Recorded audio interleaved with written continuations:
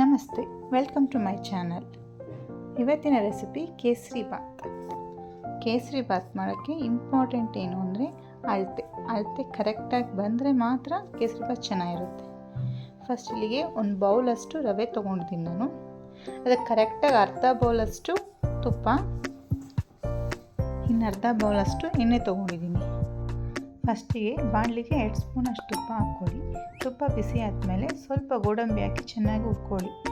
ಗೋಡಂಬಿ ಸ್ವಲ್ಪ ಆದಮೇಲೆ ನಾನು ದ್ರಾಕ್ಷಿ ಹಾಕ್ಕೊತಾ ಇದ್ದೀನಿ. ಫಸ್ಟೇ ದ್ರಾಕ್ಷಿ ಹಾಕಿಲ್ಲ, ಆಮೇಲೆ ಹಾಕ್ಕೊಂಡು 2 ಫ್ರೈ ಆದಮೇಲೆ ಅದನ್ನು ಒಂದು ಬೌಲಿಗೆ ತೆಗೆದಿಟ್ಬಿಡಿ.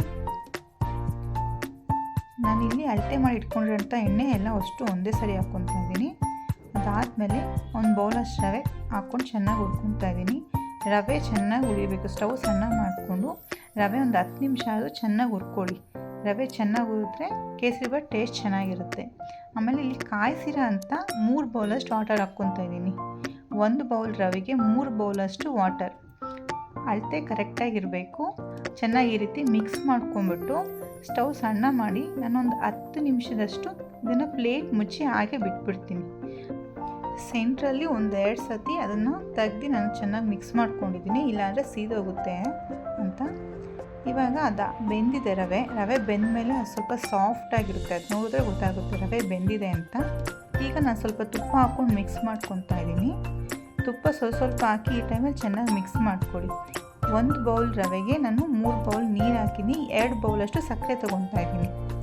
ಸಕ್ಕರೆ ಕಮ್ಮಿ ಬೇಕು ಅಂದರೆ 1 ಅಷ್ಟು ಹಾಕ್ಕೊಳ್ಳಿ. ಸಕ್ಕರೆ ಕರೆಕ್ಟಾಗಿ ಬೇಕು ಅಂದರೆ ನೀವು 2 ಬೌಲಷ್ಟು ಹಾಕ್ಕೊಳ್ಳಿ. ಸಕ್ಕರೆ ಹಾಕಿದ್ಮೇಲೆ ಸ್ವಲ್ಪ ನೀರಾಗುತ್ತೆ, ಚೆನ್ನಾಗಿ ಮಿಕ್ಸ್ ಮಾಡ್ಕೊಳ್ಳಿ. ಮಿಕ್ಸ್ ಆದ ಸಕ್ಕರೆ ಎಲ್ಲ ಕರಗಿದ್ಮೇಲೆ ನಾವು ಮಿಕ್ಕಿರೋಂಥ ತುಪ್ಪನ ಹಾಕ್ಕೊಂಡು ಚೆನ್ನಾಗಿ ಮಿಕ್ಸ್ ಮಾಡ್ಕೊತಾ ಇರಬೇಕು.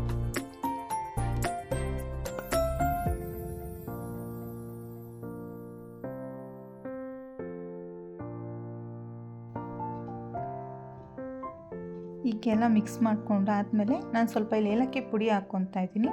ಆಮೇಲೆ ಉಳಿದಿರೋಂಥ ತುಪ್ಪನೂ ಹಾಕ್ಕೊಂಡು ಡ್ರೈ ಫ್ರೂಟ್ಸ್ ಇಟ್ಟಿದ್ನಲ್ಲ ಅದು ಎಲ್ಲ ಹಾಕಿ ಒಂದೇ ಸರಿ ಮಿಕ್ಸ್ ಮಾಡ್ಕೊತಾ ಇದ್ದೀನಿ. ಇಲ್ಲಿ ನಾನು ಕಲರ್ಗೋಸ್ಕರ ಸ್ವಲ್ಪ ಕುಂಕುಮ ಕೇಸರಿ ಹಾಕ್ಕೊತಾ ಇದ್ದೀನಿ. ನೀವು ಬೇಕಿದ್ರೆ ಹಾಕಿ, ಇಲ್ಲಾಂದರೆ ಬೇಡ. ಹಾಕೋದ್ರಿಂದ ಕಲರು ಫ್ಲೇವರ್ 2 ಚೆನ್ನಾಗಿರುತ್ತೆ. ಒಂದು 5 ನಿಮಿಷ ನಾನು ಪ್ಲೇಟ್ ಮುಚ್ಚಿ ಹಾಗೆ ಸ್ಟವ್ ಸಿಮ್ ಮಾಡಿ ಇಟ್ಟಿದ್ದೀನಿ.